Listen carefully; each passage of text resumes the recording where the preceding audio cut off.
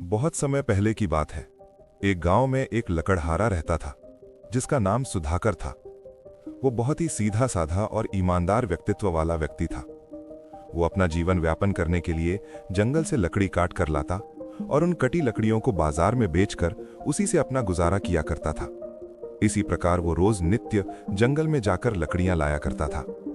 कुछ समय बाद पास के गांव में उसकी शादी एक बहुत ही सुंदर लड़की से हुई जो देखने में कोई अप्सरा से कम नहीं लगती थी, जिसका नाम मधुबाला था। लेकिन मधुबाला के सपने बहुत ही बड़े थे जिन्हें सुधाकर पूरा नहीं कर पाता था।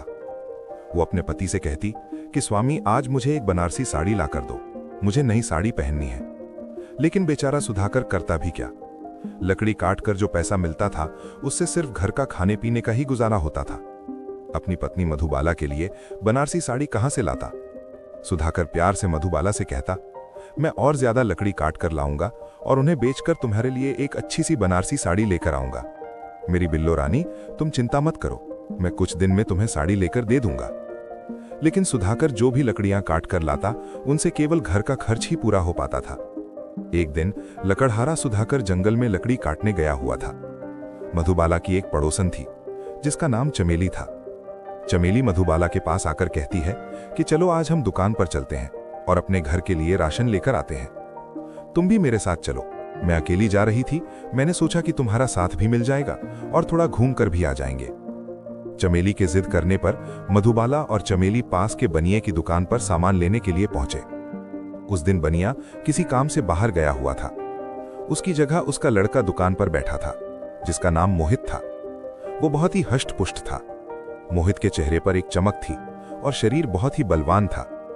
दोनों सहेलियां दुकान पर सामान लेने पहुंची। दुकान पर पहुंचकर जैसे ही मधुबाला ने बनिए के लड़के मोहित को देखा, मोहित को देखते ही मधुबाला उसकी हष्ट-पुष्ट भुजाओं और ताकतवर शरीर को देखकर मधुबाला के शरीर में थोड़ी हलचल सी होने लगी।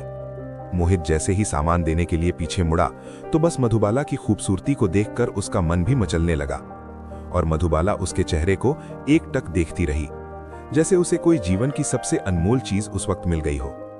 दोनों एक दूसरे को पाने के लिए बेताब हो गए। दोनों की दिल की धड़कनें कम होने का नाम नहीं ले रही थी। मोहित ने मधुबाला और उसकी सहेली चमेली को राशन तो दे दिया, लेकिन मोहित बस मधुबाला के जिस्म को पाने के लिए बहुत ही बेचैन हो गया। उधर घर पहुंचकर मधुबाला भी मोहित को पाने के लिए बेताब होने लगी। मोहित का चेहरा मधुबाला की आंखों में बस गया और मधुबाला भी मोहित को पाने के लिए बहुत बेचैन हो रही थी। मधुबाला अपने मन में सोचने लगी कि जब से उस बनिए के लड़के को देखा है, जब से जाने क्यों बस उसी की सूरत मेरे मन में बस गई है। अब मैं एक पल भी उससे दूर नहीं रहना चाहती। लेकिन क्या करूं, मेरी तो शादी इस खड़ूस लकड़हारे से हो गई है। मुझे कुछ तो करना ही पड़ेगा, नहीं तो मेरी जिस्म की आग शांत नहीं होगी। मोहित के ख्यालों में खोई हुई मधुबाला ने सुधाकर के लिए खाना भी नहीं बनाया। शाम का समय हुआ। जंगल से सुधाकर हारा थका हुआ लकड़ी लेकर अपने घर आया। आकर देखा कि मधुबाला ने तो आज कुछ खाने के लिए बनाया ही नहीं। सुधाकर ने हाथ धोया और अपनी पत्नी मधुबाला से कहा, अरे भाग्यवान, तुमने आज खाना क्यों नहीं बनाया है? मुझे बड़ी जोरों की भूख लगी है। सुबह से तुम क्या कर रही थी जो खाना भी नहीं बना पाई? लेकिन मधुबाला तो बस बनिए के लड़के मोहित के ख्यालों में खोई हुई थी। सुधाकर ने दोबारा कहा कि भाग्यवान, खाना तो बना लो, आज भूखा ही मरोगी क्या? मधुबाला ने आधा कच्चा आधा पक्का खाना बनाया। दोनों ने खाना खाया और खाकर सोने के लिए चले गए। सुधाकर बहुत ही थका हुआ था। वो बिस्तर पर पड़ते ही सो गया। लेकिन मधुबाला मोहित के लिए जैसे पागल हुई जा रही थी। अपने पति को सोता हुआ छोड़कर मधुबाला अपनी सहेली चमेली के पास गई और उसको सारी बातें बताईं। चमेली ने भी बहुत चालू औरत थी। उसने मधुबाला को और ज्यादा उकसाया कि मोहित भी तुम्हें चाहता है, वो भी तुमसे प्यार करने के लिए तड़प रहा है। तुम बस एक बार उससे मिल लो, वो तुम्हारी तड़प को एक बार में ही शांत कर देगा। मधुबाला पहले से ही अपने यौवन की तड़प से बेचैन थी। चमेली की ये बात सुनकर और ज्यादा बेताब होने लगी। उसकी जिस्म की प्यास और ज्यादा बढ़ने लगी। मधुबाला से जब न रहा गया तो उसने चमेली को कहा, अब मुझसे ज्यादा बर्दाश्त नहीं हो रहा, तुम मुझे मोहित से मिलवा दो। तुम मेरी सच्ची सहेली हो ना, तो तुम मुझे इसी वक्त मोहित के पास ले चलो। चमेली का पति भी खर्राटे मारकर सो रहा था। वो बोली, ठीक है, तुम चलो, मैं तुम्हें मोहित से मिलवा दूंगी, और मेरा आशिक भी तो मेरा इंतजार कर रहा होगा बड़ी बेसब्री से। दोनों रात के अंधेरे में अपने पतियों को सोता हुआ छोड़कर वहां से चल दी। वहां मोहित मधुबाला के सपने में और उसे पाने के लिए तड़प रहा था। वो सोना चाह रहा था, लेकिन उसे भी नींद नहीं आ रही थी। तभी अचानक मोहित के कमरे का दरवाजा खटखटाया। मोहित दरवाजा खोलने के लिए उठा। जैसे ही दरवाजा खोला और सामने चमेली को देखकर वो चौंक गया। वो बोला, चमेली, तुम इतनी रात को और यहाँ? कोई काम है? कोई सामान तो नहीं चाहिए? चमेली बोली, अच्छा जी, मेरी सहेली का दिल चुराकर बोल रहे हो कि मैं यहाँ क्यों आई हूँ? मोहित बोला, मैं समझा नहीं, तुम क्या कहना चाहती हो? चमेली बोली, देखो, भोले बनने की जरूरत नहीं है।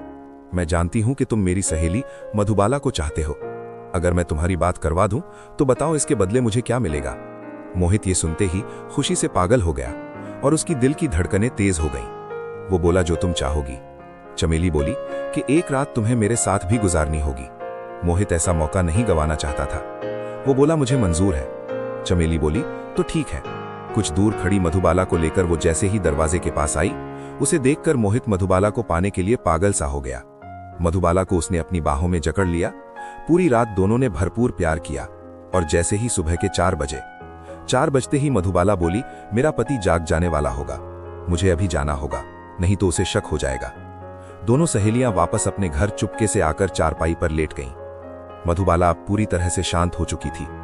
सुबह हुई, सुधाकर उठा, अपनी कुल्हाड़ी उठाई और खाना खाकर जंगल में लकड़ियां काटने के लिए चला गया। मधुबाला का मन अब बिना मोहित के नहीं लग रहा था। वो रोज अपने पति सुधाकर के जंगल से आने के बाद जब वो सो जाता, तब चुपके से अपनी सहेली की मदद से मोहित के पास जाने लगी और सुबह भोर होने से पहले आ जाया करती थी। एक दिन उनके घर में एक साधु आया। रात का समय हो गया था, इसीलिए सुधाकर ने उस साधु को अपने घर ही रात गुजारने को कहा। साधु ने सोचा, रात का समय हो गया, अब जाना भी ठीक नहीं होगा, इसीलिए वो वहीं रुक गया। साधु के रुकने से मधुबाला बहुत तिलमिला रही थी, क्योंकि साधु के लिए खाना भी बनाना पड़ेगा और फिर वो घर से मोहित से मिलने कैसे जा पाएगी। रात हुई। साधु की चारपाई सुधाकर ने अपने आंगन में बिछा दी थी। साधु वहीं पर सो गया, लेकिन घर आते ही वो सब कुछ समझ गया था कि मधुबाला के लक्षण ठीक नहीं है। सुधाकर तो खाना खाते ही खर्राटे मारता हुआ सो गया, लेकिन मधुबाला को नींद नहीं आ रही थी। वो मोहित की यादों में खोई हुई थी। उसका शरीर धीरे धीरे काम इच्छा से तड़पने लगा। वो उठी और धीरे से घर का दरवाजा खोला और चुपके से घर से बाहर चली गई और सुबह होने से पहले वो वापस आकर लेट गई। ये सब त्रिया चरित्र साधु देख रहा था। सुबह हुई, सुधाकर उठा और साधु महाराज को अपने घर से विदा करने लगा दान दक्षिणा देकर। लेकिन साधु ने सुधाकर को बताया कि बेटा, जिस औरत पर तू इतना ज्यादा विश्वास करता है वो तुझे धोखा दे रही है। साधु की बात सुनकर सुधाकर गुस्से में बोला, साधु बाबा, आप झूठ बोल रहे हैं। साधु बोला, ठीक है बेटा, अगर मेरी बात का यकीन नहीं है तो आज रात तुम सोना मत और सिर्फ सोने का नाटक करना, तुम्हें सब कुछ पता चल जाएगा। सुधाकर को साधु की बात दिल पर लग गई। वो अपनी कुल्हाड़ी लेकर जंगल की ओर चल दिया, लेकिन आज जल्दी ही वापस आ गया लकड़ी काटकर। पूरे दिन बस साधु की बात ही उसके दिमाग में घूम रही थी। शाम हुई, दोनों ने खाना खाया। सुधाकर को आज नींद कहाँ आने वाली थी। वो सोने का नाटक करके लेट गया और रोज की तरह खर्राटे मारने लगा। मधुबाला मोहित की इतनी आदी हो चुकी थी कि एक पल काटना भी बड़ा मुश्किल होता था मोहित के बिना। जब काफी रात हो गई, वो उठी और धीरे से दरवाजा खोला और बनिए के घर की ओर चल पड़ी। सुधाकर ये सब देखकर अचंभित रह गया कि मैं जिसे इतना प्यार करता था, आज वही मुझे धोखा दे रही है। मधुबाला सुबह होने से पहले वापस आई और चारपाई पर लेट गई, जैसे कि कुछ हुआ ही नहीं। मधुबाला का राज अब सुधाकर के सामने खुल गया था। सुधाकर ने एक मोटा सा डंडा उठाया और पूछा कि ये बताओ कि आज पूरी रात तुम कहाँ थी, किसके साथ थी, बताओ। तुम मेरी पतिव्रता चरित्र पर लांछन लगा रहे हो। मैं तो अपनी सहेली के घर गई थी, उसने मुझे बुलाया था। लेकिन सुधाकर अब उसकी बातों में आने वाला नहीं था। उसने मधुबाला को घर के बाहर एक खंबे से बांध दिया और बोला, छीनाल, आज जाके दिखा तू अपने आशिक के पास। सुधाकर बहुत ज्यादा गुस्सा था, लेकिन फिर भी मधुबाला यही कहती रही कि वो एक पतिव्रता स्त्री है। शाम हुई। सुधाकर ने आज रात अपनी पत्नी को बाहर ही बांध के रखा था। गुस्से में पागल हुआ सुधाकर घर में जाकर लेट गया। कुछ समय बाद जब रात हुई तो मधुबाला को मोहित की याद सताने लगी। वो बेचैन हो रही थी अपने आशिक से मिलने के लिए, लेकिन करे भी तो क्या और कैसे जाए अपने महबूब के पास। उधर चमेली मधुबाला का इंतजार कर रही थी। जब काफी समय बीत गया तो चमेली मधुबाला के घर पर आई। घर आकर देखा कि मधुबाला एक खंबे में बांधी हुई थी। कभी कभी जब भी सुधाकर की आंख खुलती, वो जोर जोर से बड़बड़ाता, छीनाल, आज तक तू मुझे धोखा देती रही, आज जा तू अपने आशिक के पास, मैं भी देखता हूं कि तू आज कैसे जाएगी कुल्टा। चमेली ने यह सब देखा और बोली, एक काम करो, आज तुम चली जाओ, मोहित तुम्हारा बहुत ही बेसब्री से इंतजार कर रहा होगा। मिलने को तो मधुबाला भी बहुत ज्यादा बेकरार थी अपने आशिक मोहित की बाहों में सिमटने के लिए। चमेली ने मधुबाला के हाथों की रस्सी को खोल दिया और बोली, तुम जाओ, तुम्हारी जगह मैं खड़ी हो जाती हूं, किसी को पता भी नहीं चलेगा और काम भी बन जाएगा। वासना में भरी मधुबाला ने चमेली को अपनी जगह बांध दिया और खुद मोहित से मिलने उसके घर चली गई। उधर अचानक सुधाकर की आंख खुली, उसे बाहर बांधी अपनी पत्नी पर तरस आया और बोला कि वादा कर मुझसे कि आज के बाद कभी अपने आशिक से मिलने नहीं जाएगी, तो मैं तुम्हें खोल दूंगा।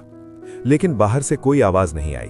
वो और ज्यादा गुस्सा हो गया और बोला, आशिक के नाम पर तो चुप्पी साध कर खड़ी है। लेकिन अब चमेली क्या करे, वो कुछ भी अपने मुंह से बोलेगी तो सुधाकर को पता चल जाएगा कि मधुबाला की जगह कोई और खड़ी है। वो चुपचाप ही रही और घूंघट कर लिया। जब बाहर से कोई जवाब नहीं आया तो लकड़हारा सुधाकर का गुस्सा 7वें आसमान पर पहुंच गया। उसके पास एक छोटी सी कुल्हाड़ी रखी थी, उसने वही कुल्हाड़ी फेंक कर मारी। उसकी कुल्हाड़ी की नोक से चमेली की नाक काट गई, लेकिन चमेली कुछ बोल न सकी। अपनी कटी हुई नाक का दर्द वो सहन कर गई और दम साध कर चुप खड़ी रही। कुछ देर बाद मधुबाला अपने आशिक मोहित से मिलकर वापस आई तो देखा कि चमेली की तो नाक कटी हुई है। उसने तुरंत चमेली के हाथ खोले और खुद खड़ी हो गई। चमेली अपनी कटी हुई नाक लेकर अपने घर के द्वारे पर जाकर बैठ गई और घूंघट कर लिया। उधर फिर सुधाकर नींद से जागा और बोला, कुलक्षणी, तुमने मेरी इज्जत को नीलाम कर दिया, और पास में राखी दूसरी कुल्हाड़ी को फेंका। मधुबाला जोर से चिल्लाई, हाय मेरी नाक काट दी, हाय मेरी नाक काट दी। सुधाकर को तरस आया, लेकिन वो बाहर नहीं आया और अंदर में ही लेटा रहा। मधुबाला बोली, भगवान, अगर मैं एक पतिव्रता स्त्री हूं तो आज तू मेरी नाक वापस जोड़ दे, नहीं तो ये संसार मुझे चरित्रहीन और कुलक्षणी कहकर पुकारेगा। मेरी पुकार सुन भगवान। और चिल्लाई, हाय मेरी नाक ठीक हो गई, हाय मेरी नाक ठीक हो गई। मैं बोली थी ना कि मैं एक पतिव्रता स्त्री हूं, लेकिन मेरा किसी ने विश्वास नहीं किया। लेकिन भगवान मेरा साक्षी है, वो गवाह है मेरी पवित्रता का। और भगवान को धन्यवाद देकर बोला कि हे भगवान, आज तुमने मेरी लाज रख ली। ये सुनकर सुधाकर अपनी पत्नी मधुबाला के पास आया और उसकी नाक को टटोल कर देखा और अचंभित रह गया। इसकी नाक तो सच में जुड़ गई। विश्वास करके सुधाकर उसके हाथ खोलकर घर में ले गया और पश्चाताप करने लगा कि मैं बहुत गलत था जो अपनी ही पत्नी कर शक कर रहा था। उधर चमेली अपनी नाक कटी होने की वजह से बहुत ज्यादा गुस्से में थी कि अगर सुबह कोई देख लेगा तो सब भांडा फूट जाएगा। उसने तरकीब लगाई। चमेली का पति एक नाई था। सुबह का समय हुआ। नाई बहुत देर से अपना उस्तरा ढूंढ रहा था। जब काफी देर हो गई ढूंढते हुए, वो जोर से चिल्लाया, छीनाल पल्ला करे बैठी है, उस तरह ढूंढ कर नहीं दे सकती। चमेली पहले से ही नाक कटी होने से गुस्से में थी। उसके पास एक चाकू पड़ा था। चमेली ने वो चाकू अपने पति नाई की तरफ जोर से फेंक कर मारा और बोली, मुझ पर हुक्म चलाने की जरूरत नहीं है, खुद ढूंढ ले अपना उस्तरा। नाई को गुस्सा आ गया। उसने वही चाकू उठाया और चमेली की तरफ फेंक कर मारा। चमेली भी यही चाहती थी। चमेली की चाल कामयाब हो गई। वो जोर जोर से चिल्लाई, हाय रे मेरी नाक काट दी, हाय री मेरी नाक काट दी, इस आदमी ने मेरी नाक काट दी। उसके जोर जोर से शोर मचाने से पूरा मोहल्ला इकट्ठा हो गया, जो सच में नाक कटी हुई थी। चमेली ने नाई को सिपाहियों से गिरफ्तार कराया और कचहरी में गई। वहां मुकदमे की जांच की गई। चमेली ने अपने पति नाई को फंसाने की पूरी चाल चल दी। वो बोली, ये आदमी मुझे रोज मारता है, आज ये मुझे मारने वाला था, मैं बड़ी मुश्किल से बची हूं। देखिए, इस दरिंदे ने मेरी नाक तक काट दी। मुकदमे की सुनवाई के दिन वही साधु कचहरी में आया और बोला, साहब, ये नाई बेकसूर है, ये औरत बहुत ही छीनाल है, ये हर रोज अपने आशिक से मिलने जाती है और इसने बेचारे लकड़हारे की पत्नी को भी अपने जैसा बना लिया। कचहरी में लकड़हारा सुधाकर और उसकी पत्नी मधुबाला भी गए हुए थे। साधु बोला, ये दोनों अपने अपने पतियों के जीते जी किसी और पुरुष के साथ संबंध बनाती हैं और कुछ समय में ये दोनों अपने अपने पतियों को मारकर अपने आशिकों के साथ भागने वाली थी। कचहरी में जब इस बात की सच्चाई सामने आई तो मधुबाला अपने पति के पैरों में गिर पड़ी और रोती हुई गिड़गिड़ाने लगी। चरित्रहीन स्त्री का दाग उसके जीवन पर लग चुका था। उसने हर एक वादा किया और सभी गलत काम छोड़ने का वायदा किया। सुधाकर के जीवन में उसकी पत्नी के सिवा कोई और नहीं था। इतना बेइज्जत होने के बावजूद भी उसने अपनी पत्नी को एक और मौका देने का निश्चय किया और वापस घर आ गया। उधर चमेली को काल कोठरी में डाल दिया गया। मधुबाला एक गलत संगति में पड़ गई थी, लेकिन उसने दोबारा ऐसी गलती नहीं की। लकड़हारा और उसकी पत्नी मधुबाला पहले की तरह रहने लगे। मधुबाला ने सभी गलत कामों को छोड़ दिया और अपने पति के कामों में हाथ बटाने लगी। तभी तो कहते हैं कि ये नर नहीं सतरंगी है, सतरंगी नहीं नौरंगी है। ढक ले तो पूरे कुल को ढक ले, वरना नंगी की नंगी है। औरत चाहे तो घर को संवार देती है, अगर चाहे तो संवारे हुए घर को बिगाड़ भी देती है। आज तक औरत को कोई समझ नहीं पाया और ना ही समझ पाएगा।